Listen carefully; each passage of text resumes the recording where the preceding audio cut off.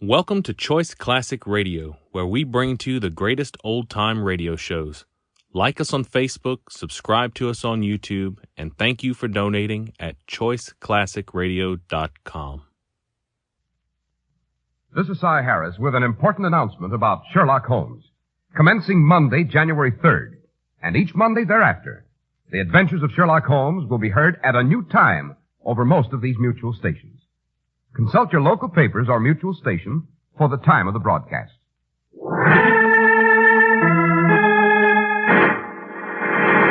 From New York City, the makers of Clippercraft clothes for men and more than 1,200 leading retail stores from coast to coast present Sir Arthur Conan Doyle's immortal character, the world's most famous detective, Sherlock Holmes, starring John Stanley.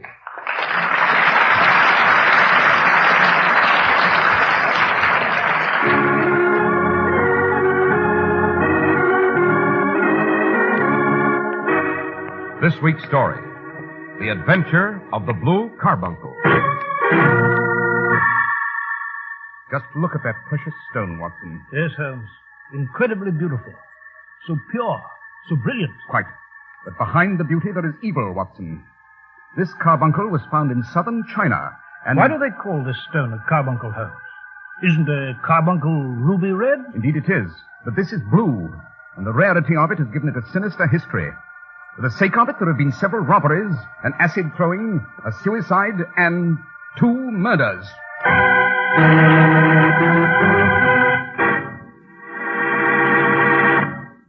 If you're resolved to wage a private war on high prices, here's a great way to begin. Go to the friendly independent store in your community that sells Clippercraft clothes. Select the luxurious Clippercraft suit that satisfies your taste, but note that it costs only $40 or $45. It's a terrific value. It has to be. Your Clippercraft dealer is one of the more than 1,200 independent stores from coast to coast who concentrate their huge purchasing power for the greatest possible savings in production and distribution, so that even a rich-looking pure worsted suit with the famous Clippercraft label costs only $45. Yes, the store in your community that sells Clippercraft clothes is your personal purchasing agent, your private value scout. They pick Clippercraft especially to keep you sold. And they're 100% right. You'll find out for yourself when you compare Clippercraft with clothes selling for many dollars more.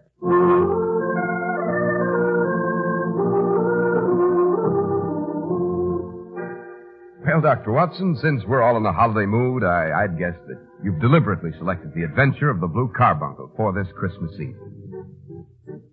Indeed I have, Mr. Harris. The adventure was both a Christmas tale and a most intriguing crime. It was Christmas morning. It was a glorious London Christmas. We'd had a thick blanket of snow on the streets, and it glistened in the flickering gaslight. Now and then a sleigh would dash by, the horses prancing along as though they shared the festive mood, shaking their heads, it seemed, deliberately to jingle the bells on the harness. Stout gentlemen, their cheeks as red as could be, a broad grin on their faces, held the reins tightly in their mittens, carefully piloting their cargoes of gaily wrapped packages. At the corner of Goode Street on Tottenham Court Road, a tall man with a pointed beard, rather impoverished looking, was trudging along. He carried a white goose slung over his shoulder. As he reached the corner, a group of young rowdies began to tease him. Yo, where you going, Governor? How'd you bet a few pennies for Christmas, eh, Governor? I'd gladly give you a few coins, but I really can't spare them. How about that goose you're carrying, eh? Blimey, His Majesty must have plenty of spare change to bought a goose like that. No, please. This goose is all I can bring home to my family for Christmas. I bet you I can knock his head off with a snowball. No, even though please. he is so tall, even though his eye is a church steeple. Come on, Governor, I'll bought a few No, pennies. let go of my coat. Hey, watch his hat now. Here goes my snowball. Yeah. Oh, my hat. Oh, good boy, you've knocked it off. Well, you ragamuffin. If you won't behave, I'll take this walking stick of mine and Out of have the way, at boys. you. He's swinging, There he's you- swinging now. Oh, he missed. I'll Throw catch it you, out you the window. I will. Fine way to get to Christmas time. Now be off with you, be off. Thank you, sir. Thank you. Not at all. My name is Peterson. Good heavens. The police. And I've broken that window. Thank you for assisting me, sir. A Merry Christmas to you, sir. Oh, wait, you left your hat there on the snow and you dropped your goose. Come back here. Come back.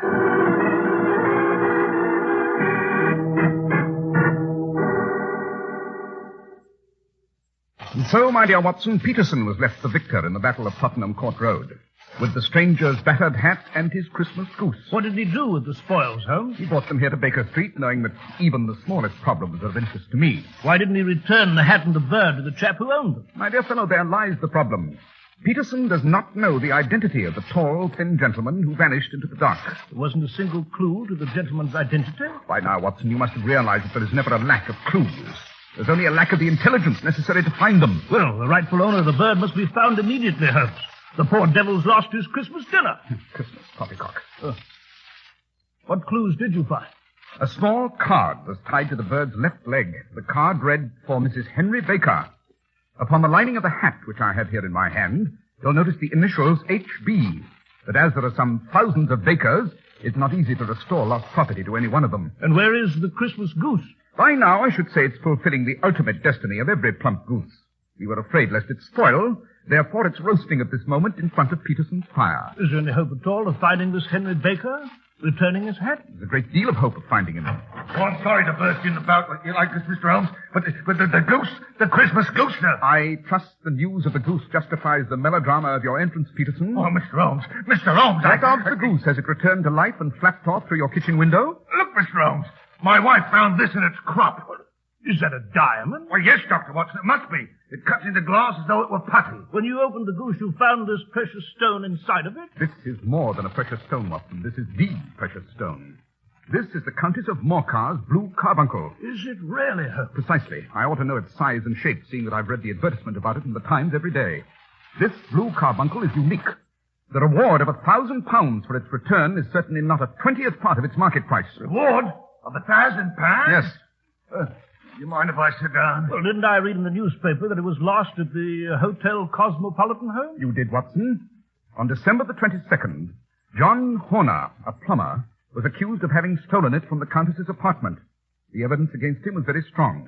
£1,000? James Ryder, the head attendant at the hotel, accused Horner. He said he'd shown Horner to the Countess's dressing room so that Horner might repair a grate that was loose. Yes, I remember that now. Ryder left Horner alone in the room. When Ryder came back, Horner was gone. The bureau had been forced open, and the box where the jewel was kept lay empty. Yes, I see. There was a maid involved, too, a Catherine Cusack. She rushed into the room when she heard Ryder shouting about the robbery and found the situation exactly as he described it in court. Yes, Holmes, but if this Horner stole the jewel, how did it get into the bird? And what has Henry Baker to do with all this? Mr. Baker, Watson, should provide a satisfactory explanation to that mystery. We shall determine his innocence or guilt by a simple test the moment we produce him. How shall we do that, Holmes? Well, I had nothing to do with the robbery, you understand? I just One found them... moment, Peterson. We shall place an advertisement in the evening papers, Watson. That would be the simplest method. Would you give me a pencil and that slip of paper? Oh, yes, of course, Holmes. There you are. Found at the corner of Goodge Street a goose and a black felt hat. Mr. Henry Baker can have the same by applying at 6:30 this evening at 221B Baker Street. Will he see it in the papers? Oh, undoubtedly, Watson. He's a poor man. The loss is a heavy one. Peterson, would you have this put in the evening papers? Very well, Mr. Holmes. And the stone? I shall return the stone to the Countess immediately. And, Peterson, would you buy a goose on your way back and leave it with me? We must have one to give to this gentleman in place of the one which your family is, now devouring. Well, certainly, Mr. Holmes. Well, good afternoon, gentlemen. £1,000 reward. Oh, great Lord of mercy, what a wonderful Christmas this is. I'll be £1,000 richer. God rest ye merry gentlemen. Let nothing you dismay. Hey. Now, just look at this precious stone, Watson. Oh, yes, Holmes. Incredibly beautiful. So pure. So brilliant. Quite. But behind the beauty, there's evil, Watson. This carbuncle was found in the banks of the Amoy River in southern China. Why do they call this stone a carbuncle, Holmes? Isn't a carbuncle ruby red? Indeed it is, but this is a blue carbuncle, and the rarity of it has given it a sinister history. There have been several robberies, an acid throwing, a suicide, and 2 murders, just for the sake of this 40-grain weight of crystallized charcoal. You see, Watson, in a great jewel such as this, every facet may stand for a bloody deed.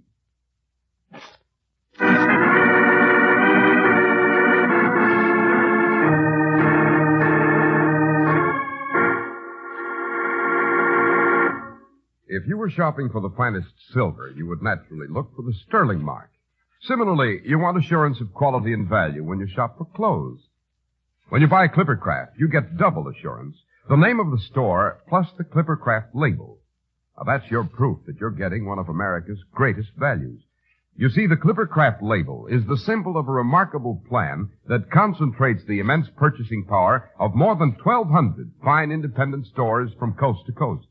The savings on production and distribution go straight into your pocket. Now, that's why your truly expensive-looking Clippercraft topcoat or overcoat is only $40 to $47.50. And that's why millions of men cheer the incredibly modest prices of Clippercraft's new zipper-lining topcoats. That's why men who know insist on Clippercraft clothes bearing the Clippercraft label. So be sure to visit the Clippercraft store in your city. And remember, that's one of the more than 1,200 leading retail stores across the nation where courtesy and friendly service are always yours. The store that is proud to add its fine name to that of Clippercraft clothes in the label of your suit, topcoat, and overcoat. And remember also, not every pattern is always available in your size. But keep trying. It will pay you to wait for Clippercraft clothes bearing the Clippercraft label.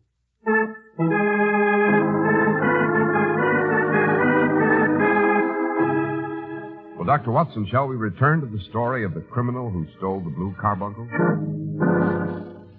Most certainly, Mr. Harris. I returned to Holmes's room later that evening to find Holmes with Mr. Henry Baker, the gentleman who'd lost his hat and his Christmas goose, who had appeared in response to the advertisement. About your bird, Mr. Baker. We were compelled to eat it. You've eaten my bird? Yes, it would have been of no use to anyone had we not done so. I presume this other goose upon the sideboard will answer your purpose equally well? Yes, I believe it will. We still have the feathers, the legs, the crop, and so on of your original bird, if you wish to have them. Would they be of use to you, Mr. Baker? No, none whatsoever. You seem hesitant, sir, doubtful. I'm just moved by your kindness, gentlemen. You might well have kept the bird and done nothing, but in the tradition of the Christmas spirit, you have provided me with a joyful surprise. Mr. Baker, would you tell me where you got the original bird? I'm somewhat of a fowl fancier, and I've seldom seen a better-grown goose. Certainly, Mr. Holmes. There are a few of us who frequent the Alpha Inn. Near the museum? Yes. This year, our host, Windigate by name, instituted a goose club, by which, on consideration of a few pennies every week, we were each to receive a bird at Christmas. My pennies were paid. Well, the rest is familiar to you. Now, if you'll pardon me, my hat. Oh, yes. Here it is. Thank you. I must dash home to share this wonderful bird with my family. You have the humble gratitude, gentlemen, of a poor soul whose Christmas you have brightened. A small enough gift, sir, for the greatness of the day. Merry Christmas, Mr. Baker. And a glorious holiday to you, Dr. Watson. Mr. Holmes. Good evening, Mr. Baker. He's quite innocent, eh, Holmes? Quite. Really, Holmes, you have not extended greetings to one person, you know. That the Christmas spirit cannot reach the lofty, ice-bound heights where you keep yourself. At the moment, Watson, a Mr. Horner stands at the assizes charged with the robbery of the Countess of Morcar's blue carbuncle. Mr. Horner may serve a long sentence in prison undeservedly, and the actual culprit will still be at large. Who placed the priceless stone in the crop of the bird? We must answer that damning question, Watson. We've no time for sentimental rubbish. Quickly, to the Alpha Inn.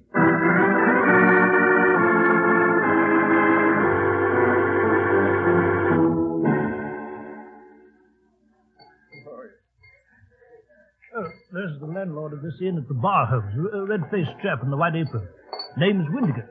Mr. Windigate. Well, what did it be? 2 glasses of beer, please. 2 glasses of beer it is.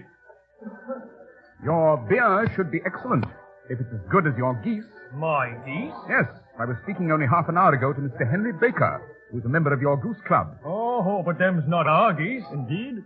Then whose are they? Oh, I got 2 dozen of them from a salesman in Covent Garden. I know some of those salesmen. Which one was it? Well, let me see now. His name was, oh, yes, Breckenridge. Breckenridge. Thank you, sir.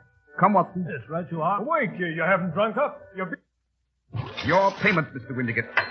We've more urgent matters at hand. Not even time for a toast to the jolliest holiday of them all? No nonsense. Well, good night, Ebenezer Scrooge. Ill-advised humor is the eternal earmark of third-rate minds. Good night, sir. By Jove, Holmes, even old Windigott's caught the spirit of the day. I must say, Holmes, for you to regard this beautiful legend of St. Nicholas, and the one day we may all walk this earth with a carefree and childish heart, to regard it as sentimental rubbish, it's inexcusable, Holmes. To my mind, Watson, there's but one inexcusable act, the failure of the human mind to solve a problem, especially a problem in crime. In the such a cab and race to Covent Garden Market, this salesman, this Breckenridge, he holds the solution to the riddle of the stolen jewel.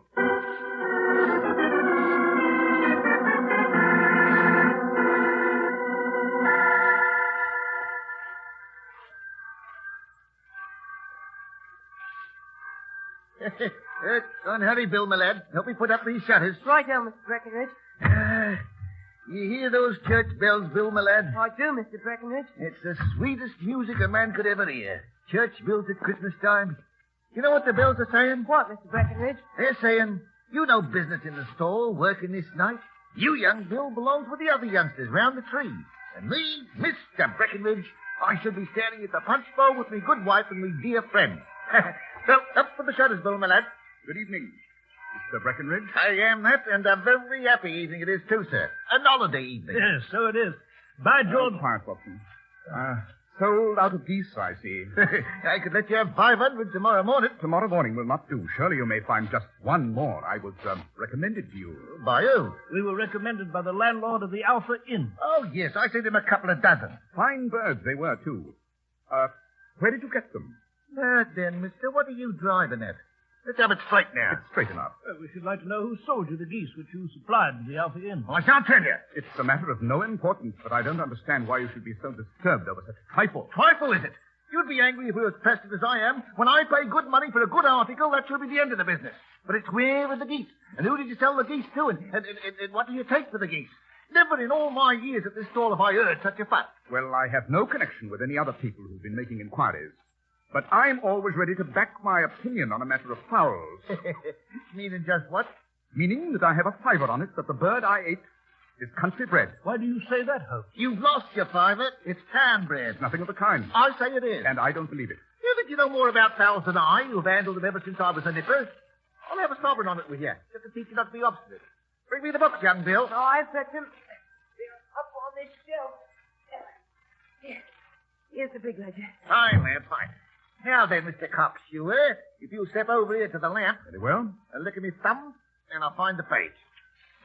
You need new spectacles. There we are. Look at that third name. Just read it out to me. Mrs. Oakshott, 117 Brixton Road, Egg and Poultry Supplier. Read the last entry. December the 22nd, 24 geese at 7 shillings and sixpence. Quite so. And what's it say underneath? Sold to Mr. Windigate of the Alpha at 12 shillings. What are you going to say now? You owe him a sovereign, Holmes. And it is. You won, Mr. Breckenridge. You won. So I did, Bill Millette, and you may have the sovereign see that it's Christmas time. Oh, thank you, sir. Come, Watson, the air about this store becomes sickeningly sweet. I'm with you, Holmes. Well, evening, Mr. Breckenridge, and a Merry Christmas. A Merry Christmas to you, sir. Walk down the street a bit, you may want to confer privately about our next step. I should say it's Brixton Road, Holmes. This Mrs. Oakshott who raises the geese must know how the blue carbuncle came to be in the bird's crop. Undoubtedly. Now that I've duped Breckenridge by means of that wager into telling me the woman's name. It's the salesman, Breckenridge. Who's the little fellow he's arguing with? He wasn't at the stall before. If you come testing me with more of your silly talk, I'll take the dog at you. But, Mr. Breckenridge, You bring Mrs. Oakshott here, and I'll answer her. What have you got to do with it? Did I buy the geese off you? No, but one of them is my own mistake. Well, then ask Mrs. Oakshott for it. This may save us a visit to Brixton Road, Watson. Come, we'll see what's to be made of this fellow. I've had enough of this. Get out. He's chased a stranger away from his stall. Here he comes. You must stop him, Watson. One moment. Stop where you are. Who are you? What do you want? You'll excuse me, sir. I could not help overhearing your conversation with Mr. Breckenridge. I believe I may be of assistance. But who are you? How could you know anything about it? My name is Sherlock Holmes. It's my business to know what other people don't know. And I'm Dr. John Watson. You, sir, are endeavoring to trace some geese which were sold by Mrs. Oakshott to Mr. Breckenridge at the stall down the street. The geese were sold in turn to Mr. Windigate at the Alpha Inn and then to Mr. Henry Baker. Then you do know about it. You can help me? Of course I can. Your name, sir? My name is John Robbins. No, the real name. It's always awkward doing business with an alias. Well, my real name is James Ryder. Precisely so. You are head attendant at the Hotel Cosmopolitan, where the Countess's precious jewelry disappeared. Please, Mr. Holmes. I suggest we discuss this case at my residence on Baker Street.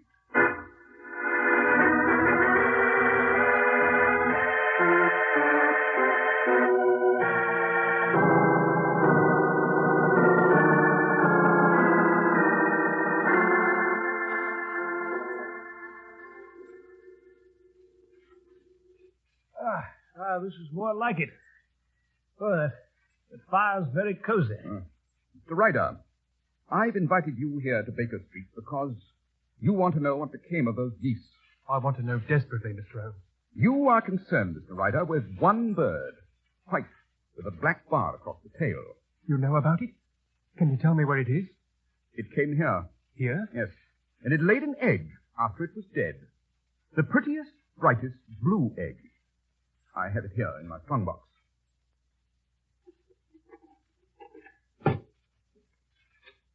There it is. The Countess of Morcar's blue carbuncle. Oh, I'd like to explain. Grab him, Watson. He seems faint.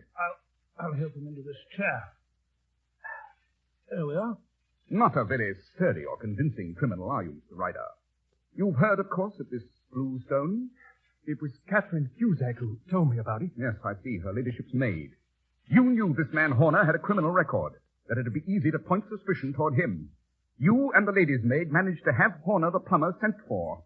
After he left, you rifled the jewel case, raised the alarm, and had him arrested. Mr. Holmes, I never went wrong before. I never will again. Don't bring this into court. It's all very well to be contrite now, Mr. Ryder. But you thought little enough of poor Horner in the dock for a crime of which he knew nothing. I'll leave the country, Mr. Holmes. The charge against him will break down. We still haven't had an account of how the precious stone got into the goose's crop, Holmes. Yes, Watson. Well, Mr. Ryder, you begged forgiveness, but you do not explain very much. Yes, I'll tell you. After I'd taken the stone, I knew there was no place about the hotel where it would be safe. I've a friend, Maudsley by name. He served time in Pentonville. He knows the ways of thieves, and I counted upon Maudsley to help me turn the stone into money. I ran to my sister's house, Mrs. Oakshott on Brixton Road. Yes, I presume that while you're there, it occurred to you to hide the priceless gem in the crop of one of her geese, which were probably waddling in her backyard when you arrived. Just so, Mr. Holmes. She promised to give me one of the birds for the holidays, and I selected one, white, with a barred tail. I forced the jewel down its throat. Then my sister came out of the house. She told me to select a goose. Well, there was great numbers of them in the yard, and I pointed to what I thought was the proper bird, white with a barred tail. I carried the goose to Maudsley. And when you opened its crop, you suddenly realized there was more than one goose that was white with a barred tail. I was frantic, Mr. Holmes. I discovered the goose had been sold to Breckenridge at Covent Garden. I ran to his stall. That's where you found it. Now I'm a branded thief. Miserable creature, Holmes. Oh, I yielded to a moment's temptation. Don't turn me into Scotland Yard. I'll do whatever you ask. I'll make amends somehow. You know, Holmes, if Ryder here doesn't appear in court, the case against Horner will collapse. That's fair enough, isn't it, Holmes? Send Ryder to jail now, and you may make him a jailbird for life. You may be commuting a felony, but you'll save this man's soul. Must you turn him over to the yard? Well, Holmes? What do you say, Mr. Holmes? What do you say? Get out, Mr. Ryder. What? No more words. Get out. Oh, God bless you, sir. God bless you. You've astonished me, Holmes. Well, Watson, it is the season of forgiveness, isn't it? Yes, of course it is, but, you know, I thought you'd quite forgotten that, Holmes. I thought you'd no use at all for Christmas. I thought landlord Windigate was quite right in calling you Ebenezer Scrooge. Even old Scrooge had a change of heart, didn't he? Yes, so he did, Holmes, so he did. Well, shall we drink to it? Shall we drink to John Ryder, landlord Windigate, Breckenridge the shopkeeper, and little Bill?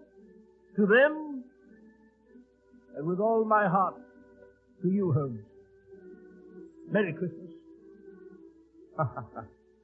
I join you in the toast, my dear Watson. A very Merry Christmas indeed.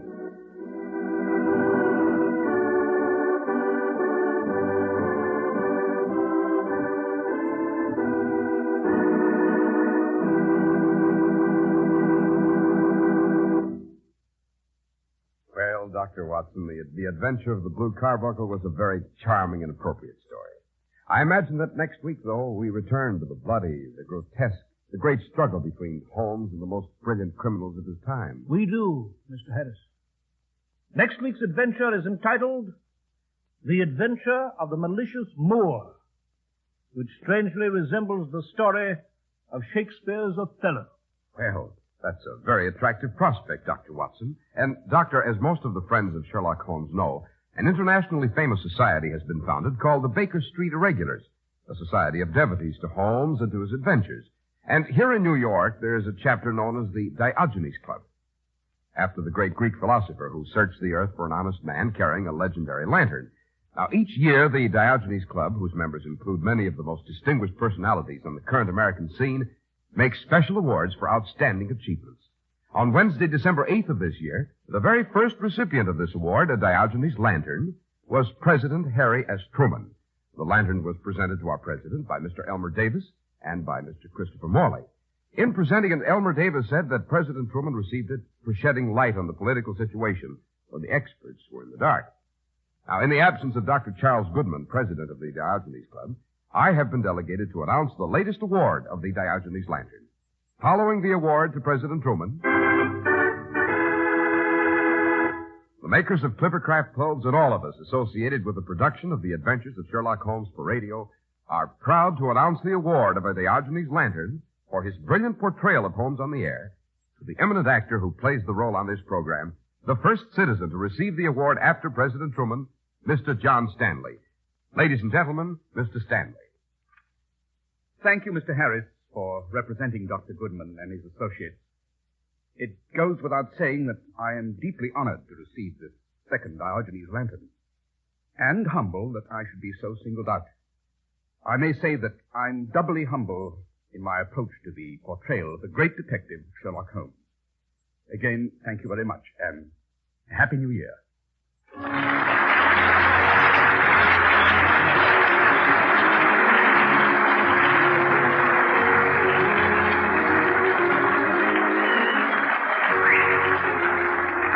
The makers of Clippercraft clothes and more than 1,200 stores from coast to coast have brought you another in the new series of broadcasts featuring the world's most famous detective, Sherlock Holmes.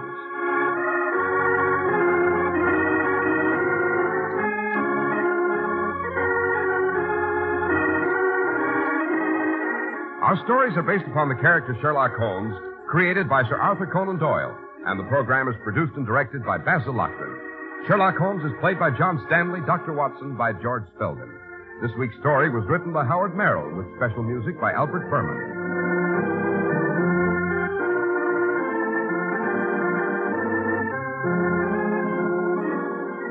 If you don't know your Clippercraft dealer, write Clippercraft, 200 Fifth Avenue, New York City. Remember, in 1949, beginning January 3rd, the makers of Clippercraft clothes will bring you the exciting adventures of Sherlock Holmes over most of these mutual stations on Monday nights. Check your local newspaper and mutual station for the time. Now be sure to listen January 3rd. That's January 3rd to Sherlock Holmes in the adventure of the malicious Moor.